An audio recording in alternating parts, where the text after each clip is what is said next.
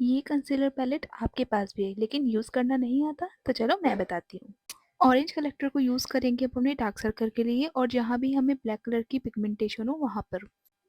फिर इसको कंसीलर की मदद से कैंसल आउट करेंगे। डिफरेंस आपको खुद ही दिख रहा होगा। इससे आप कर सकते हैं कॉन्टोरिंग अपने चीक्स और नोज़ पर। इससे हमारा फेस थोड़ा-सा शार्प और थोड़ा-सा लिफ्टेड लगता है। See the difference. Green character से हम अपने पिंपल और रेडनेस को हाइड कर सकते हैं और हर स्टेप के बाद हमें कंसीलर से कैंसिल आउट ज़रूर करना है। पर्पल हमारे डार्क स्पॉट को हाइड करता है जिससे हमारे किसी भी तरह के डार्क स्पॉट नहीं नज़र आते।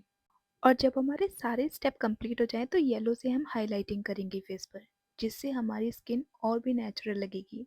सो यहाँ पर मैंने कुछ भी यूज़ नहीं करा और दिस साइड मैंने यूज़ करा है। अभी मैंने कोई भी फाउंडेशन अपर पे नहीं लगाया है। लगाने के बाद और भी फ्लॉलेस बेस लगेगा। और अगर आपको ऐसी ही वीडियो चाहिए तो मुझे फॉलो करना मत भूलना।